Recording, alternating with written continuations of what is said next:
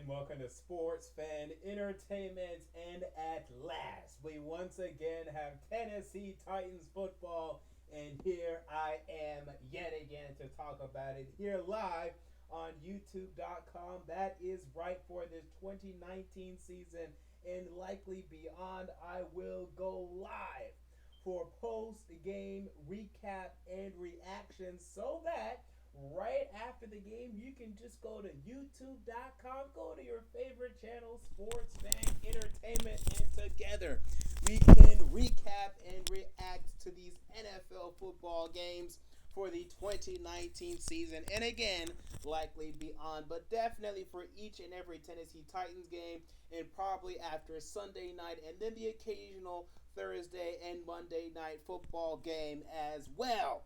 If you notice, I also uploaded the Dallas Cowboys 32 teams in 32 days season preview tonight. So check that out. Right after I'm done with this, we'll have the Jets season preview as well. And from here on out, I'm going to be doing 2 videos a day. For those of you who are wondering what happened, where I went, I did unfortunately lose my job opportunity in Phoenix due to some HR BS. It was stuff on their end. It was nothing that I did, but you know how these things sometimes go. So ever since then, I've been working to find a new opportunity, so I did not quite have time to keep up with the series, but it's fine because I have time to upload 2 videos a day. So I will hop on that, and hopefully things will solve themselves in terms of that, and I'm sure that they will, but you know how these things go. But for today, we're talking Tennessee Titans football, and today we are happy today. Look, it's just preseason, okay? We don't need to overreact to the preseason, but I'm a happy man today, and it sounds like there is some audio problems. Let me listen in real quick to try to fix that. Yeah, so the audio is a little low. I'll increase the audio for you people so that way it'll be a little louder. But yeah, we had Tennessee Titans football today, and it was a good game for us Tennessee Titans fans. This was a victory for us, 27-10, and it was just nice to see us actually go out. And again, it's just a preseason, but it was nice to go out and actually pretty much dominate most of this football game. And again, they're only like mostly second and third, even fourth stringers out there. But even saying that is something nice to see that, hey, we actually have depth on this football team. I feel very good about the depth that we have on this football team. So I'm very much looking forward to that. Checking the audio one more time to make sure that things are good. It sounds good on my end. Some people are complaining in the chat that it is not good, but it sounds good on my end, so I'm just going to continue. So we definitely have some headlines even coming out of this first game, and that is a very interesting thing. Let's start, with the beginning, and then we'll move to the headlines for sure. So the first really just the first series. I think we only saw one series from the offense, Marcus Mariota, that he led. It was all right. There were definitely some issues there. I didn't think Mariota was at his sharpest for sure. Jared Stillman, right, local radio host in Tennessee, in Nashville, Tennessee, he was saying that Mariota stunk, that he was awful. I'm not going to buy into that. Do I wish that he would have thrown a tighter ball to Darius Jennings on the right sideline? Yes. And do I wish that he wouldn't have targeted Adam Humphries on every other play than that? Yes, I do wish that. Because I'm pretty sure of the 8 attempts that Mariota threw, at least 6 were to Adam Humphries. I even want to say 7, but I'll say 6 were, and then 1 was to Darius Jennings, and then 1 was to someone else that I can't remember right now. So it became predictable, and by that 4th down play where he tried to throw the ball over to Adam Humphries, the defense was there.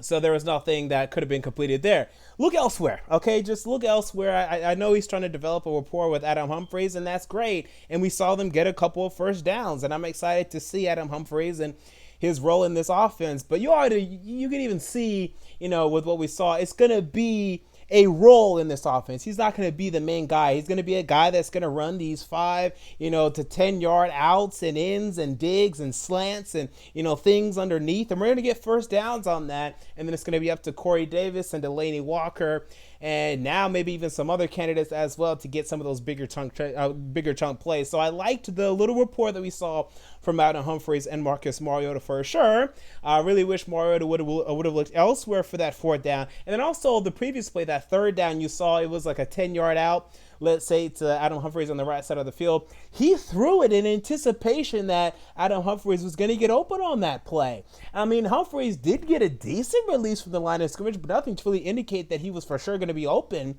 And yet Mariota trusted him, threw with anticipation, threw it a little high and out of bounds, yes, but he has trust in Adam Humphries. That's what they've developed over this training camp period, and you saw that on display. So it's going to be interesting to see what happens when we get Corey Davis out there and we get A.J. Brown out there, but you're already seeing one piece of this receiving offense. So I'm not going to say that Mariota stunk. Some people are saying that, no, I wish you would have thrown the tighter ball to Darius Jennings on the sideline. Some people blame that on Jennings. I actually blame it on Mariota. I think if he throws a tighter ball, I think that's a completion. So I'm not going to blame Darius Jennings for that. And then if you look at, again, that fourth down play, I really wish you would have looked elsewhere. So those are the only two complaints I have about Mariota. That's nothing today. However, okay, then Ryan Tannehill came onto the football field. Now, let me be very clear with what I'm going to say here, okay? Let me be very clear right now. I like Ryan Tannehill, okay? And this is no indictment against Marcus Mariota. Let me be very clear. This is nothing against Marcus Mariota. I've been Mr. Marcus Mariota on this channel since 2014. Since before we even drafted him, I was literally watching us lose every single game, and I was mocking Winston and Mariota to this football team. Even Brett Hundley I was mocking when we actually thought Brett Hundley was good. I've been Mr. Marcus Mariota. I was begging, please move on from Zach Mettenberger and Jake Locker. We need Marcus Mariota. He will be the savior for this franchise, blah, blah, blah. But I'm telling you right now, the difference, talent-wise, just pure talent, between Marcus Mariota and Ryan Tannehill, it's not vast. It's not vast. I wouldn't even say it's significant. The difference between the two is not in their talent. In fact, pure talent-wise, as throwers of the football, just as throwers, Tannehill might have the edge. But Mariota has the edge in decision-making, definitely has the edge in terms of running with his legs, and has the clutch gene. And that's why we're going to throw him out there as our starting quarterback. But let me tell you this. If Mariota gets hurt even for 2 games, we're going to have a quarterback controversy. Because Ryan Tannehill is a guy that has led his team to the playoffs. Now, he got injured for the last, I want to say, 3 games of that Dolphins season. I want to say 2016, maybe 2017, actually. He got injured for the last 3 games, and Matt Moore won 2 of those last 3 in order to clinch a 10-6 record and get the Dolphins to the playoffs. But Tannehill had been 8-5 that season. I feel comfortable saying that the Dolphins still would have made the playoffs with Ryan Tannehill. And that was with the worst team that we have right now. If you throw Tannehill out there, okay, even for 2 games, and you see Tannehill with Corey Davis and Delanie Walker and A.J. Brown, if A.J. Brown is what I believe he'll be, and this offensive line and Derrick Henry, Mariota ain't going to get his job back. I'm telling you right now. The only difference you're going to see between Tannehill and Mariota, Tannehill will throw more interceptions. And even that, lately, the past 2 years, I can't even make a strong argument about that because Mariota's been pretty interception prone the past 2 years. I mean, let's call it what it is. 15 interceptions in 2017, and then last year, I want to say 8. Yeah, he had 8 in what was ultimately like 13 games or something, maybe 14 games, something like that. So I'm telling you right now, we're going to start Mariota, and we should. But look, there was a reason I was so excited when we got Tannehill. Tannehill can play. Like, I know it's so easy for us to ignore the Miami Dolphins and just say, screw the Miami Dolphins. Tannehill can't play. He's not a good... He's decent. He's all right now. He can win games. He can win big games. I've even seen him win some big games over the years. The problem is he's going to have some back-cracking interceptions. He's not particularly clutch. Although he can have some clutch moments, he's not particularly clutch. And he's not a great leader of men, whereas Mariota is. People say Mariota is a soft-spoken guy. Tannehill is not soft-spoken, but he's a worse leader than Mariota. He's not the example that Mariota puts out. He's not going to, stiff-arm a guy and bring your team to the playoffs. He's not going to catch his own touchdown and dive into the end zone in the playoff game. He's not going to do that for you. But He's going to throw a nice pass to Anthony Ferguson for a touchdown, as we saw today. He's going to have some nice throws. He's had a couple, not just one, I want to say a couple 27 passing touchdown seasons. And that's why I was so excited when we got him, because this is a guy that is going to come in and you're going to see no drop off in talent from Mariota to Tannehill. But over a 16-game season, I will say we'll lose 2 more games. We'll win 2 less games with Tannehill over 16 games, because those will be 2 games in which we needed a quarterback to go out there and bring us just a little bit farther than Tannehill will bring us. So I definitely will say over a 16-game season, Mariota's better than Tannehill. He'll win you more games. He's a greater winner than Tannehill. Tannehill's never really been a great winner. He can win games. He went 8-5 that one year. But Mariota's been a winner throughout his career, especially collegiate, and then lately in his NFL career. So that's the difference there. But there's a reason I was so excited about Tannehill. We no longer have to worry about, Mariota's out, our season's over. You saw today, Tannehill, he's going to shred any second stringers out there. And again, there were second stringers. He's going to shred second stringers. Then the first stringers, he's going to do his work, especially with this team that he's going to have is the best team he's ever had. I mean, his best weapon ever is who? Mike Wallace? Or maybe Kenny Stills for a little. Kenny Stills is pretty good for a little bit. And that's like it. Maybe Jermon Bushrod at left tackle. And then Jay Ajayi was actually decent for a couple of years. But now we look at Jay Ajayi. No one cares about Jay Ajayi. I think he's on the street. So you look at Tannehill. He hasn't even had a good weapon that we look at today. And we say, wow, that's a really good weapon that Tannehill had. So it's going to be interesting, but I like what we saw from Ryan Tannehill. So now let's get into the wide receivers, okay? And this is the juicy stuff today. Because as Charles Barkley would say, we're going to start a dialogue, okay? We are going to start a dialogue. Taywan Taylor, okay? Is this guy on the roster bubble? Should he be on the roster bubble? Now, people look back at last year, right? And I'm a prophet. I'm sometimes so prophetic, okay, when it comes to this Tennessee Titans football team. Oh, and actually, someone just said in the comments, Jarvis Landry. Okay, I forgot about Jarvis Landry, and Jarvis Landry did well with Tannehill. Tannehill did well with Jarvis Landry. Okay, that's the weapon that he had. Okay, so now, looking at these wide receivers and looking at Taywan Taylor, okay, Taywan Taylor is in trouble, and deservedly so. And remember how prophetic I was last season? I told you, Taywan Taylor is a number 4 wide receiver in this league. And in fact, last year I said, as a number 3, I'd be actually okay with him. He ain't even proven to be a number 3 right now. We got Taywan Taylor problems, and having him as our number 2 last year was a joke. Okay, I told you that coming into the year. I thought he was a number 3. Now he's proving, is he even deserving of being on the roster? Because the problem is, this is the problem. When you're looking for guys as your depth, okay, when you're looking at guys for your depth, you need consistency. That's the number 1 thing that you need. You need to know that when they come onto the football field, that they can make plays consistently. Because if not, then the little time that they're even providing on the field for you are just filled with too many negative plays.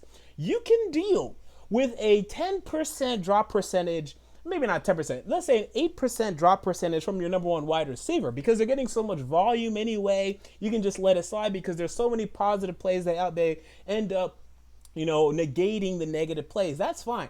What you cannot deal with is a wide receiver as your number 4 and number 5 coming onto the field giving you a 15% drop percentage. And Taywan Taylor had 2 drops today. On 5 targets, he had 2 catches. That's what, 40%? You can't afford that.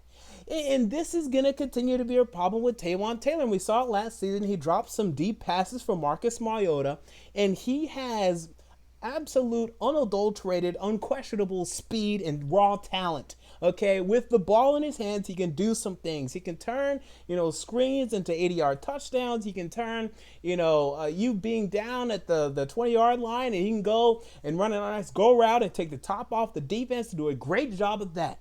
Okay, and I recognize that. And I am much more willing to put up with Taywan Taylor than I am Jonnu Smith. Okay, and Jonnu Smith was not out there today, so I won't talk about him too much, but I'm already over Jonnu Smith.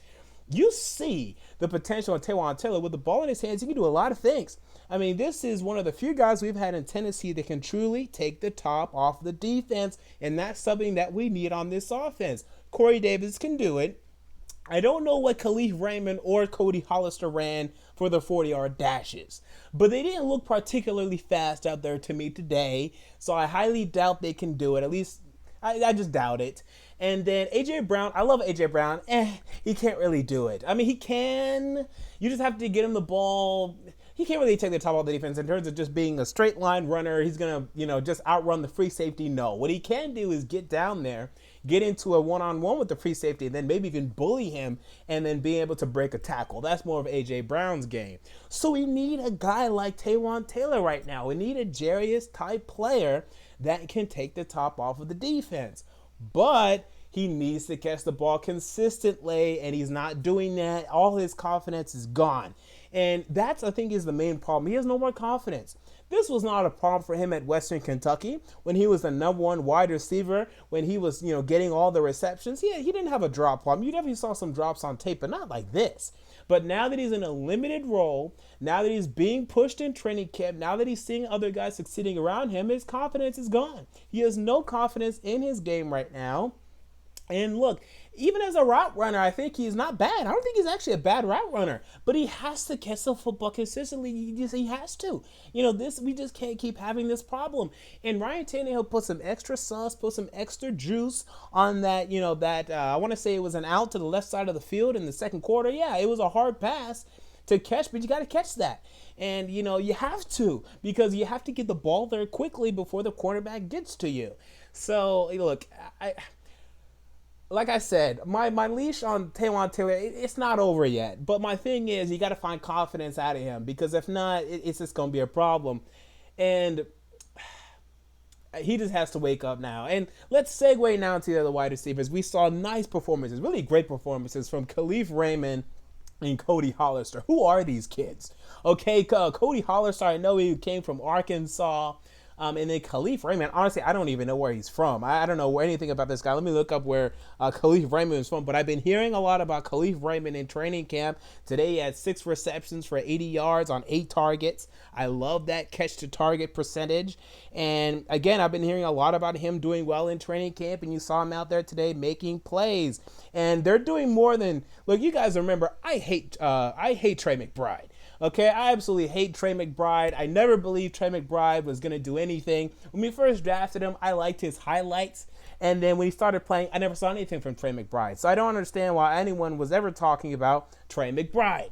Okay, but these guys, I understand it. I see it. Michael Preston, I saw more than Trey McBride. And I'm seeing more from these guys than I ever saw from Trey McBride, and then maybe even Michael Preston. So I think these are legitimate talents that we're talking about. This is no Michael Preston. This is no Trey McBride. I think these are legitimate wide receivers. So Khalif Raymond, he came from Holy Cross College. Career history, Denver Broncos, Jets, Giants, and then he was on our practice squad last year and then also on the Giants practice squad as well.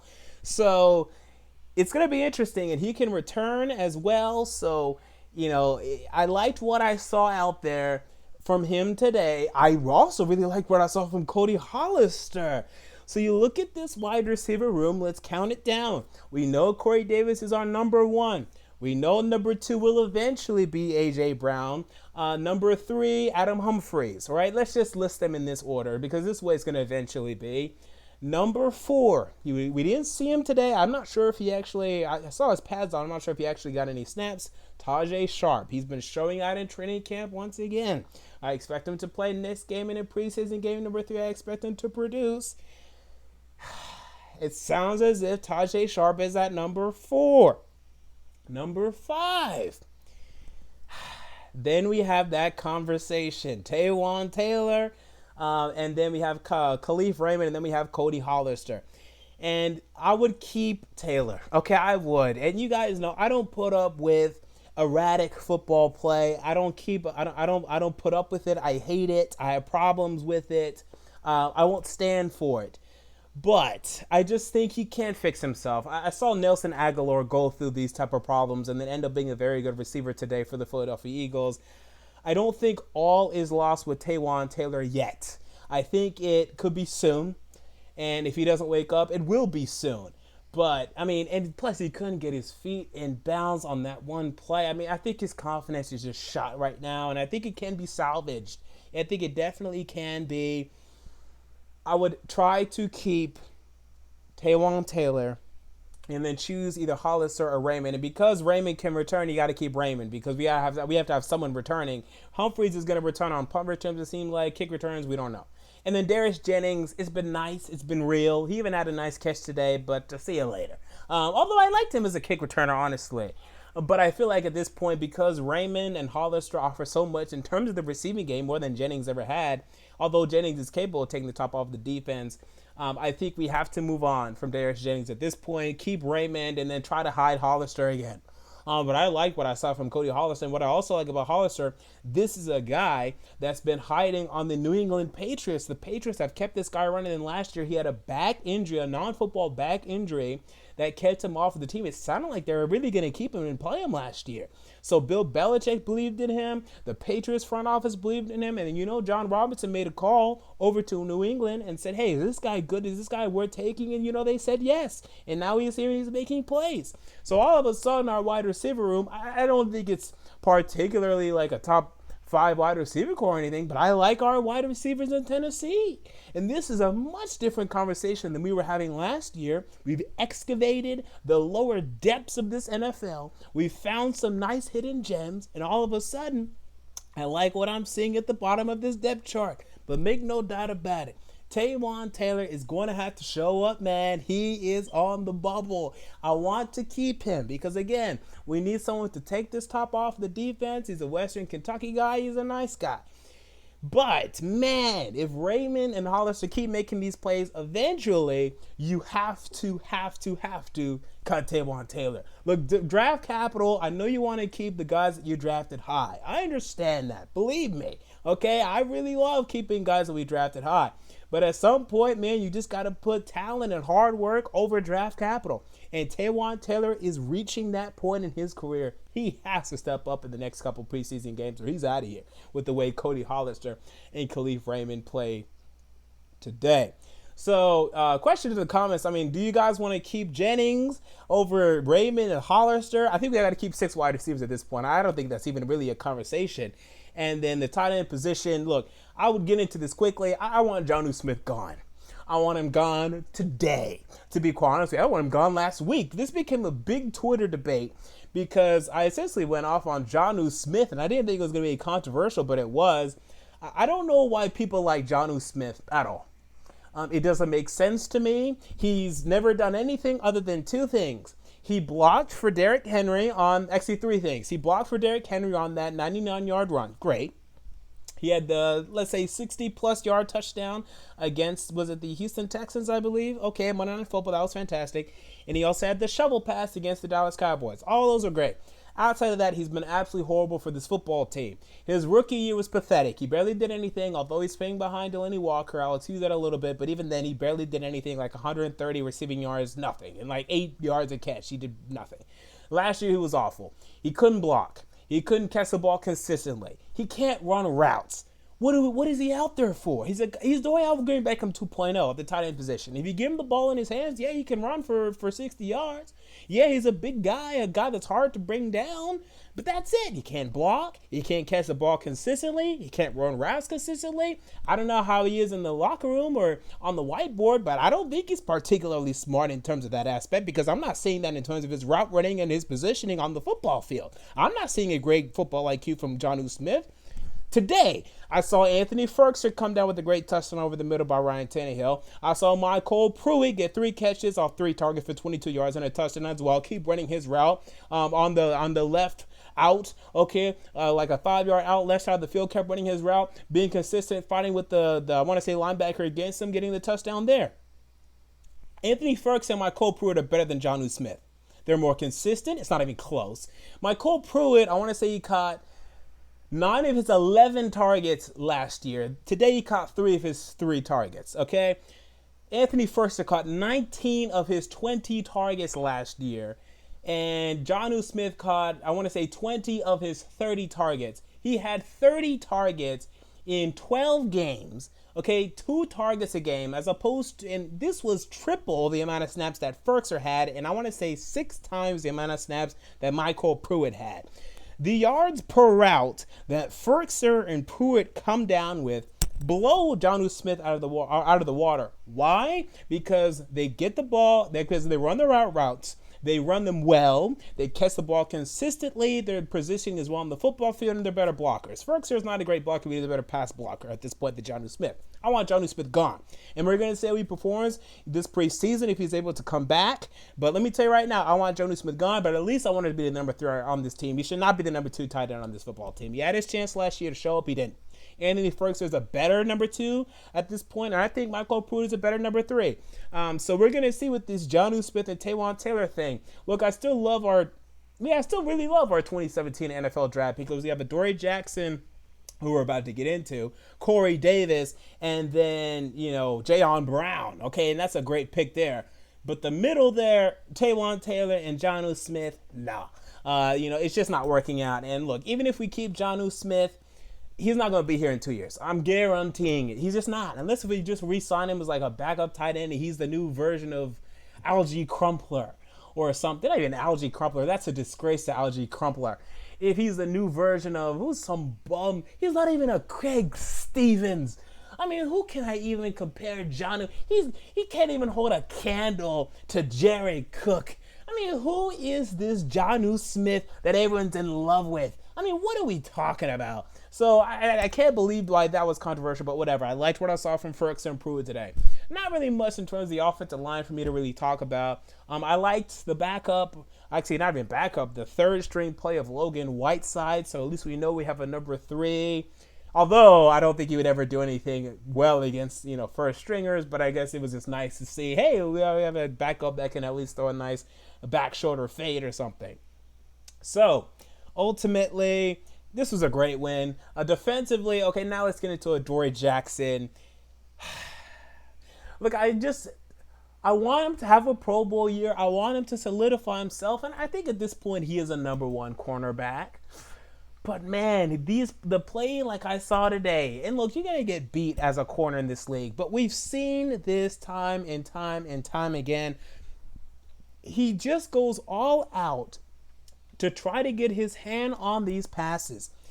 And dude, you just throw the play away, essentially, or at least you're putting it all on the line. You're just basically putting all your chips on the table because you can run stride for stride with this guy. Okay, you're Adoree Jackson, you're in a 4-5, whatever, or 4-4 even. Maybe even no closer, 4-3. You can catch up to him and you can tackle him so that this is not a 75-yard touchdown. Instead, he goes all out trying to get his hand on the football. He fails. Now, this is preseason. Okay, so maybe he's just like, yeah, it's preseason. I'm just going to try to block the ball down. And, whatever. If I don't, if they score a touchdown, it doesn't really matter. But, dude, this guy, we need him to perform better against DeAndre Hopkins and T.Y. Hilton right now. Okay, that's what we need. And this looked like T.Y. Hilton all over again. Okay, all over again. And look, Malcolm Butler, he got lucky. J.J. Arcega-Whiteside should have caught a nice ball over him over the middle of the field. Our cornerbacks, and this is just preseason, I need to see more from them. They should be better. They're so great on paper. And it's just not showing up. And as we listen to Jalen Ramsey talking about wanting to be a Tennessee Titan, and Logan Ryan is an upcoming free agent, and we can get out of the Malcolm Butler deal easily in 2021, and Adoree Jackson will be a free agent and should be 17, 18, 19, 20, 2021 or 2022. We need to start having a conversation about this cornerback position if this continues, okay? If this continues. So, I'm just going to keep my eye on this. I just want to see better cornerback play out of Adoree Jackson and Malcolm Butler right now. We need one of these guys at least to be a lockdown corner because T.Y. Hilton and Darren Hawkins keep ripping us to shreds. And although I have more optimism when it comes to our offense, and we're gonna get into some shootouts. It's just inevitable. So I expect that, but I can't watch DeAndre Hopkins and T.Y. Hilton rip us the stretch again. I just can't do it. I just can't do it. I liked a nice run stuff that I saw from Rashaan Evans today. And let me check the box score if there's anything else I really want to discuss. Oh, and Jeremy Nichols. Not a big story here, but I like Jeremy McNichols. This is a guy that came out of, I want to say, Boise State. I liked him coming out of college, and I liked him as a Tennessee Titan. He had a 37-yard run and then other small runs, but I like that 37-yard run. So that's pretty much all I have to say about that. And then defensively, nice sack by LaShawn Sims. That's pretty much it. So, hey, the Tennessee Titans, they got it done 27-10. I'll move to the chat real quick and answer some questions, so just fire off some. If not, I will get out of here. Probably you guys will definitely have questions, but I'll be out of here in about 5 minutes regardless. And yeah, but hey, it was nice to have a nice preseason victory, 27-10. Our backups are better than their backups, and to me, that's a nice thing to know.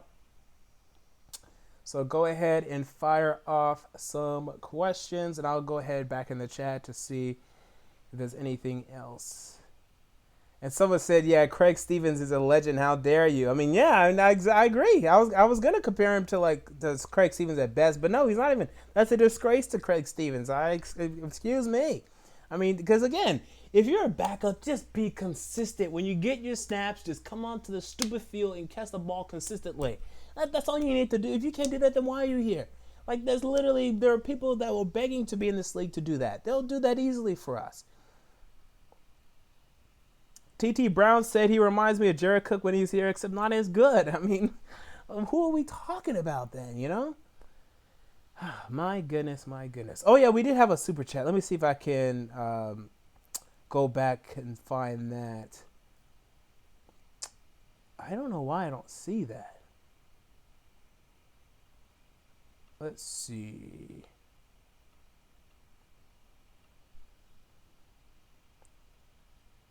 It wasn't that. Okay, yeah, we had a super chat by Woody Banner 96. Thank you. He said, why can't you replace Jared Stillman on 102.5? I'd like to say it's because I'm too young, but give it a couple years and then you never know what's going to happen.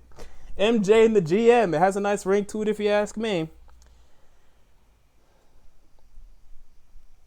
Jonathan Ewald asked, how do you like the play calling? How did you like the play calling?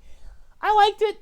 Again, I like that we didn't show too much, but for what we did, it worked. We put up 27 points. Again, nothing crazy in terms of creativity or anything like that, but in terms of, hey, should we run here? Should we throw there? Yeah. So not really much to glean from that yet, but I liked what we saw. We put up 27 points, so I'm happy about that. Anders Regan asked, how well do you think Delanie will do this year? And I'm glad you acknowledged the Stevens thing. Yeah, I think Delanie will do decently well. Okay, I have him down for 650-ish yards. That's where I would put him. Maybe 7, but I don't think he reaches 8 or 9.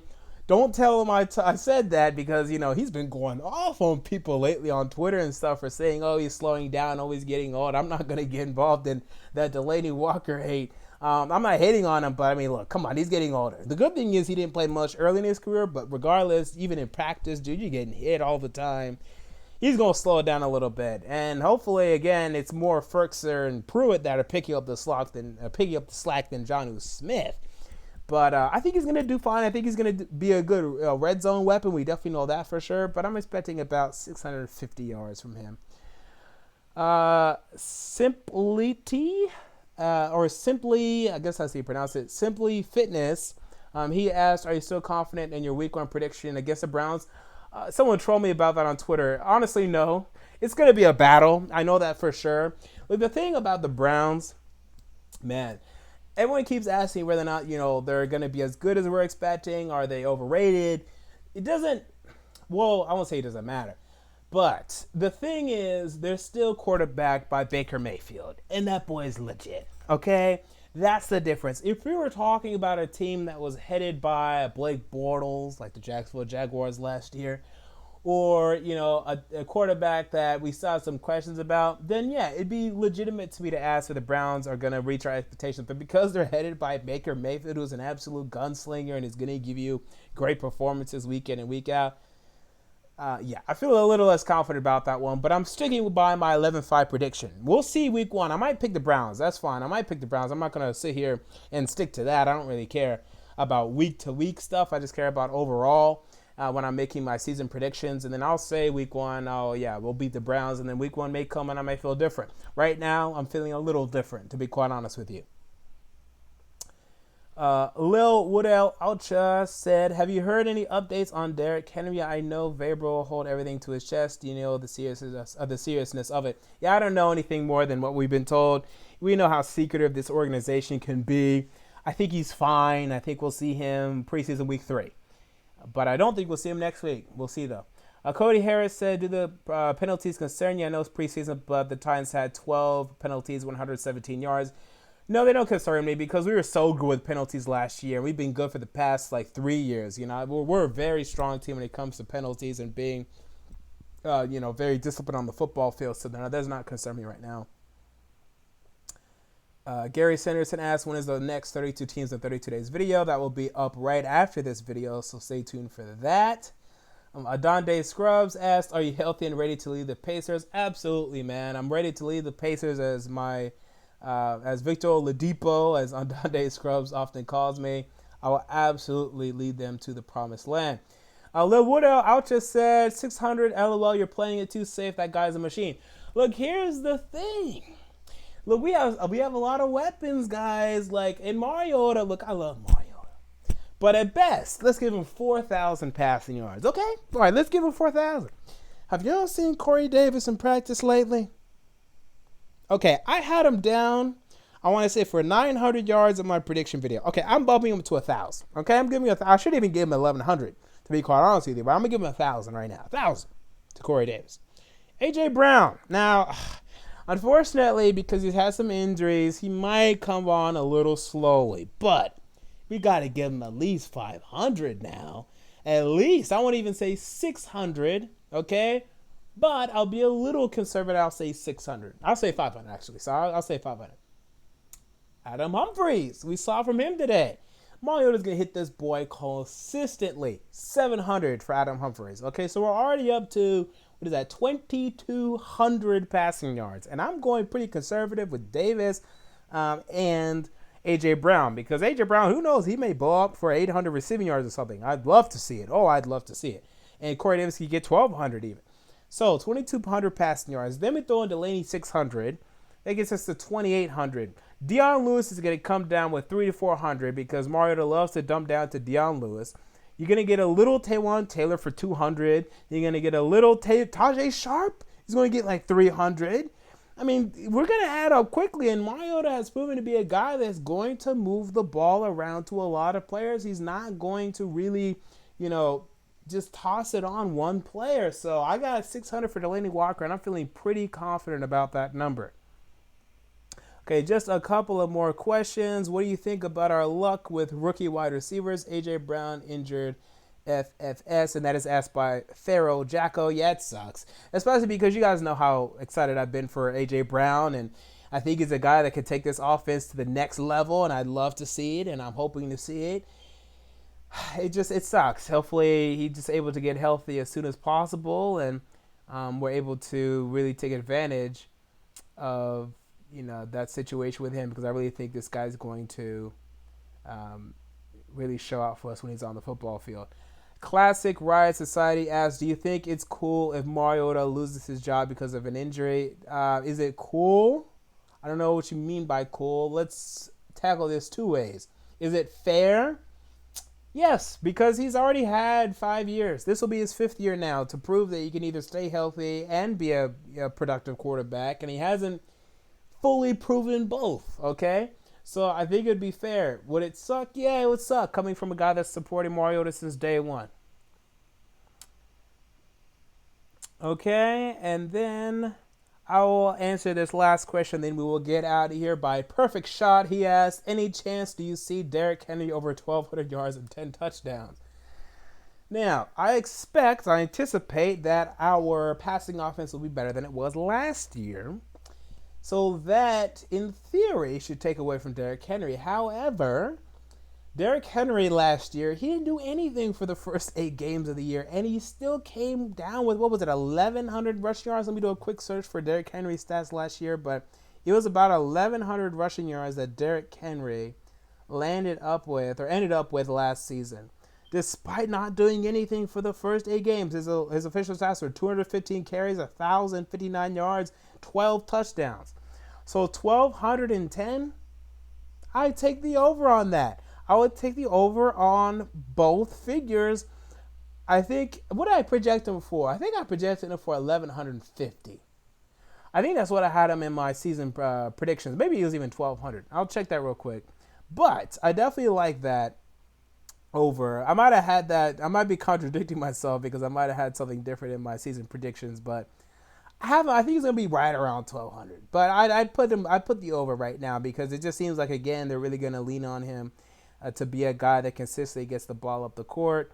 What am I talking about? Basketball right now. This is going to be a guy that consistently gets the ball up the field and really has an impact in terms of that. And I projected him for 1,150. So we'll see, but I'm feeling more comfortable about him and more confident. But again, who knows? Maybe Dion Lewis, because Dion Lewis, I said this in my season preview as well. He's not going to stink as much as he did last year. Okay, he's not going to come down with 3.3 yards per carry, so he's going to get more involved as well. It's going to be right around that number, but sure, go ahead and give me the over. So with that said, that will end this post-game recap for week 1 of the preseason. Tennessee Titans defeat the Philadelphia Eagles 27-10. Thank you for joining me. And again, we'll be live right after each and every Tennessee Titans game this year. And then after most Sunday night football games, and then a lot of Monday and Thursday night football games as well. So I hope you guys enjoyed the stream. I'm sorry it started off with some audio problems, but they should be fixed going forward. Until next time, this has been MJ of Sports Fan Entertainment, and I'm out. See you all later.